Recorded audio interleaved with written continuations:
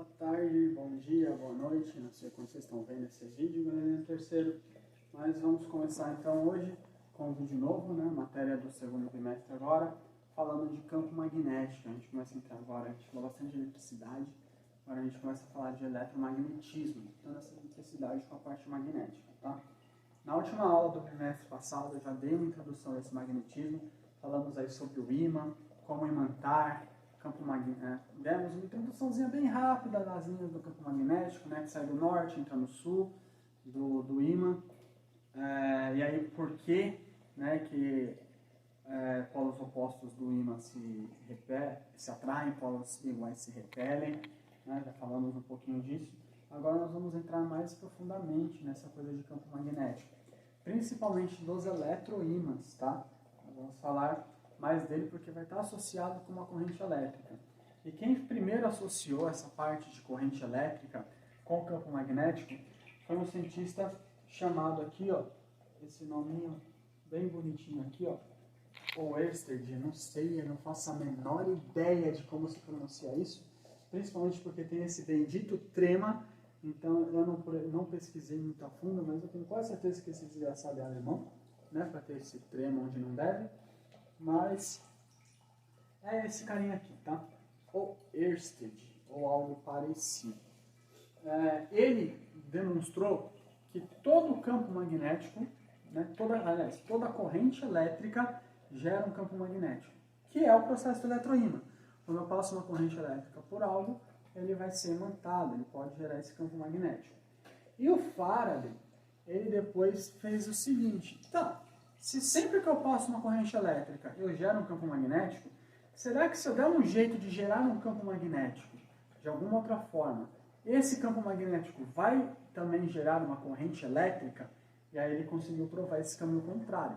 Então o Oersted mostrou que uma corrente elétrica gera um campo magnético e o Faraday que um campo magnético gera uma corrente elétrica, tá? Então um acaba gerando o outro, entrando em um ciclo aí, tá bom? Então nós vamos começar a falar dessa questão aí de magnetismo, tá? E aí, a propriedade do campo magnético, o campo magnético é medido em Tesla, que é um T, em homenagem ao Nikola Tesla, tá? O Nikola Tesla é o cara que falou da corrente alternada, nós vamos falar um pouquinho mais sobre essa corrente nas próximas aulas. Eu já citei um pouquinho quando falamos da corrente, né? Mas teve uma guerra das correntes, né? Tesla defendendo a corrente alternada, e eu me esqueci o nome do cara, Thomas Edison defendendo a corrente contínua, tá? E aí, quem ganhou a batalha, digamos, foi o Tesla, porque a corrente alternada, as duas são muito importantes, tá? Mas hoje nós temos eletricidade nas nossas casas por causa do Tesla, por causa da corrente alternada, que faz a corrente viajar sem perdas das usinas longe pra caramba até a nossa casa. Se fosse a corrente contínua de Thomas Edison, nós teríamos que ter uma usina em cada bairro e talvez isso não desse conta, porque a perda de energia elétrica é muito grande na corrente contínua em viagens grandes, né?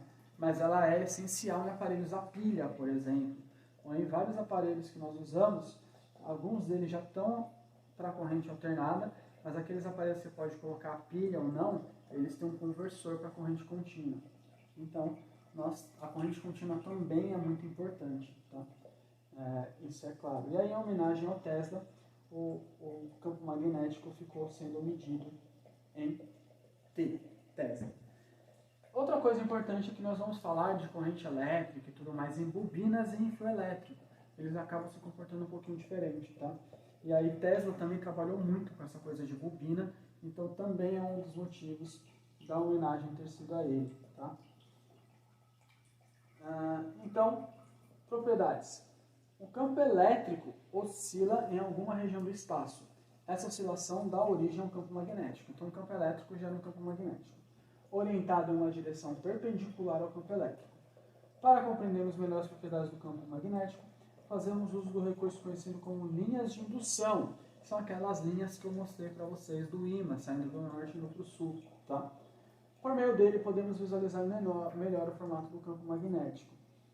Aí as linhas de indução que é importante, tá? Elas são sempre fechadas, ou seja, elas saem de um lugar e entram no outro. Elas fazem um ciclo, tá? Elas nunca ficam abertas. Elas nunca se cruzam, então elas são sempre paralelas umas às outras, elas nunca estão se cruzando. E quanto mais próximas elas estiverem, maior é a intensidade do campo magnético. Então, quanto mais linhas e mais juntinhas, mais forte o campo. Quanto menos linhas e mais espaçadas essas linhas, mais fraco é o campo magnético, tá? Naquela região. Geralmente, mais próximo do ímã, mais linhas e mais juntinhas, mais forte. Mais distante do ímã, mais fraco o campo, menos linhas. Tá? Além disso, a região dos magnéticos onde tem as linhas de indução é o Polo Norte, e a região em que essas linhas de indução emergem é conhecida como Sul. Tá? Então aqui nós temos o ímã, tá? Aqui não dá para saber onde é o Polo Norte e o Polo Sul, não tem representado, mas notem que quando esse ímã foi colocado numa porçãozinha de limalha de ferro, ele faz isso. Se você tiver qualquer ímã e qualquer limalha de ferro, na hora que você jogar ele, ele vai fazer esse fenômeno exato aqui, tá? E todas essas linhazinhas que a gente está vendo aqui, ó, são as linhas de indução formando, tá? São os espaços entre as linhas de indução do campo magnético. Então notem que aqui quase não tem ímã, né? Eles estão todos presos aqui, ó, porque é onde estão as linhas de indução. Se você aproximar bem, dá para ver um norte e um sul aqui, tá? Mas, independente, se você não souber onde é o norte, onde é o sul, você vai ver todas essas linhas. Aí notem que aqui, ó, próximo do ímã, temos concentração, está bem concentrado, e aqui já está mais afastado, tá vendo? Que é a parte das linhas do campo de indução aí, das linhas de indução. Aí, se nós representarmos por um desenho, é aquele que eu passei para vocês, né? Elas saem do norte e entram no sul. Sempre paralelas, ó, e elas nunca se cruzam. Sempre paralelas umas às outras, tá bom? Sai do norte e entra no sul sempre. E é uma curiosidade, a Terra é um ímã gigante, tá? A Terra ela tem um campo magnético. E esse campo magnético nos protege de várias radiações cósmicas, tá? Muita coisa de radiação que vem do Sol é bloqueada pelo campo magnético da Terra. Sem esse campo magnético, não existiria vida na Terra. E esse campo magnético ele é gerado pelo movimento do núcleo. Núcleo é metal. Metal líquido, muito quente, muito movimento, gera corrente elétrica, por causa dos elétrons livres. Esses elétrons livres, essa corrente elétrica, gera o campo magnético da Terra. Só notem que, ó, as linhas aqui, tá meio que o contrário, né? Elas estão saindo do Polo Sul e entrando no Polo Norte, tá? É porque norte-sul geográfico da Terra é diferente do norte-sul magnético da Terra, tá? O Polo Norte magnético da Terra é lá pertinho do Polo Sul. Aqui, se nós fizéssemos assim, né, ó, aqui seria o Polo... Deixa eu pegar uma menorzinha. Se nós fizéssemos algo assim, ó, na Terra, a ponta aqui da lapiseira seria o Polo Norte. Está próximo do Polo Sul, mas esse é o Polo Norte, ele é reto. E aqui, ó, seria o Polo Sul, tá? Mas ele é reto. Perto do Polo Sul geográfico, nós temos o Polo Norte magnético, que é da onde saem as linhas de indução. E perto do Polo Norte geográfico, ali o Círculo Ártico e tudo mais, onde os vikings moravam, agora que vai ter Assassin's Creed Vikings, né? Lembrando daí dessa parte, elas estão entrando, então é o Polo Sul magnético, tá? Então, magnético geográfico é meio invertido. O Polo Norte geográfico é o Sul magnético. O Polo Norte magnético é o Sul geográfico, tá? Norte geográfico, Sul magnético, Sul geográfico, Norte magnético. Lembrem-se que é invertido. Isso cai em vestibular, isso é importante, tá? Essa inversão de polos entre magnético e geográfico, tá bom? Então aqui no Polo Norte magnético, que é pertinho do Sul geográfico, as linhas saem, mesma coisa do ímã, é um ímã gigante, tá? A Terra.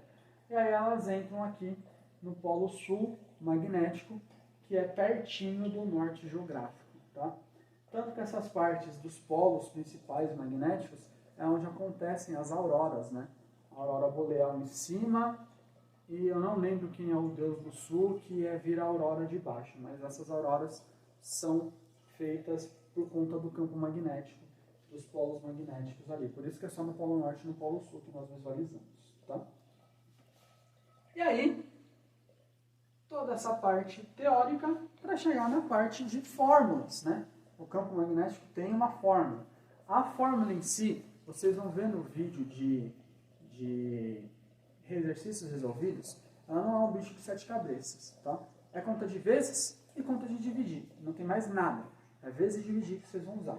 Mas tem uma potênciazinha de 10. Então, como eu falei no vídeo como eu vou falar, eu falei, não sei qual eu gravei primeiro, mas quando eu falar no vídeo de exercícios resolvidos sobre potência de 10, se vocês tiverem dúvida em potência de 10, me avisem para eu gravar uma videoaula só de potência de 10.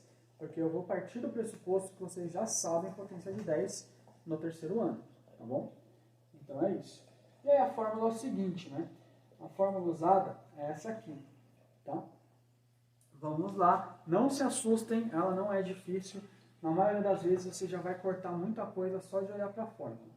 Então nós temos o B é o campo magnético, e ele é medido em Tesla, tá? Esse Uzinho aqui é um Mi, é uma letra grega, tá? É a mesma do torrent, né? Muita gente que usou torrent, não sei se vocês pegaram nessa época do torrent, mas eu usei muito torrent, e o principal programa de torrent tinha essa letrinha aqui. E todo mundo achava que era U. Todo mundo chamava de uTorrent, mas o nome real era MiTorrent, porque é essa bendita letra grega que parece o U.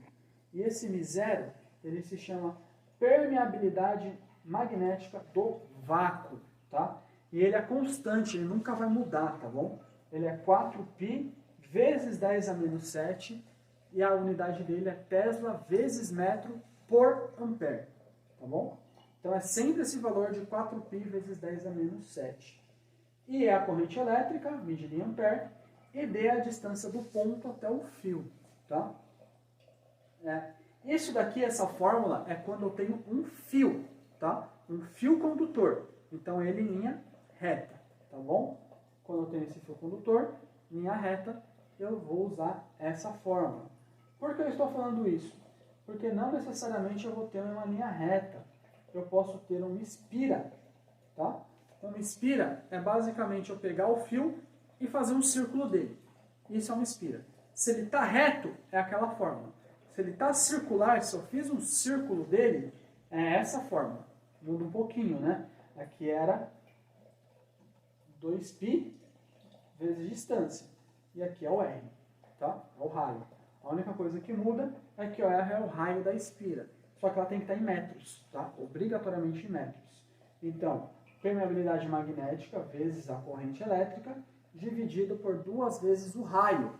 E o raio em metros, tá bom? Então, você vai fazer lá o raio.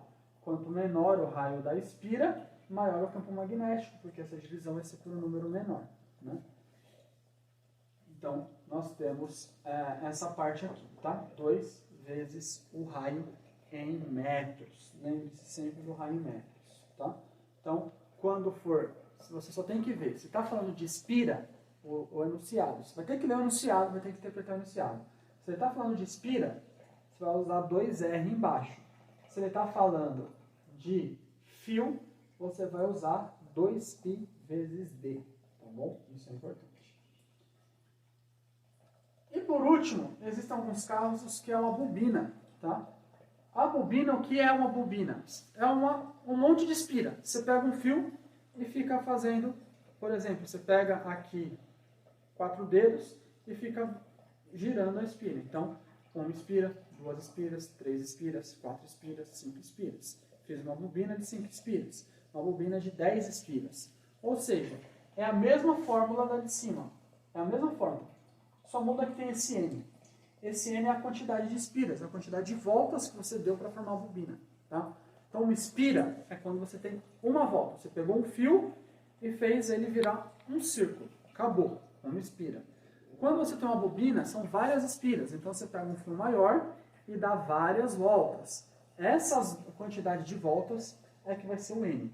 Eu posso colocar esse N agora, tá, na fórmula, que nem está aqui, ou eu posso calcular isso daqui, que é o de uma espira, tá? E no final multiplicar pela quantidade de espiras que eu tenho. Então, se falar um exercício que tem 100, a bobina foi de 100 espiras, você calcula de uma espira, o resultado final você multiplica por 100. Só que você tem que lembrar de multiplicar no final. Ou você multiplica no começo com a fórmula, ou multiplica no final e calcula só uma fórmula. Tanto faz, tá? Bobina é um monte de espira juntas. Isso você tem que lembrar. Se é um monte de espira juntas, eu calculo de uma espira, porque elas são todas iguais, e depois multiplico pela quantidade, que é exatamente o que nós estamos fazendo aqui com essa fórmula. Mas você pode simplesmente usar aí uma fórmula específica, se você preferir, tá bom? Então, você que escolhe se vai usar só uma ou se vai usar essa daqui com o N, tá? Para terminarmos, quando nós falamos de um fio, existe uma regra da mão, tá? Mão direita aí, que faz o quê? Na direção que a corrente está passando, você coloca o seu polegar. Nesse caso, ó, a corrente está passando para cima, ou seja, o polegar da mão direita para cima. Esse movimento aqui, ó, do restante dos dedos, é o meu campo elétrico. Então ele está saindo daqui, dessa parte do fio, e vindo para cá, tá? Então, a metade de lá do fio seria o polo norte e a metade de cá o polo sul, porque o meu campo elétrico, meu campo magnético, está fazendo isso, tá? E se fosse para a esquerda, né? Ou para a direita, na perspectiva de vocês, esquerda, na minha direita. O campo magnético estaria fazendo isso, tá? Para cá, o campo magnético faz isso. Para baixo, o campo magnético faz isso. Então, essa é a direção circular que o campo vai fazer. Aquele sair do norte e entrar no sul, tá? Quando há uma corrente elétrica passando, não é as pontas que viram polo norte e polo sul. É os lados, as partes do fio, tá?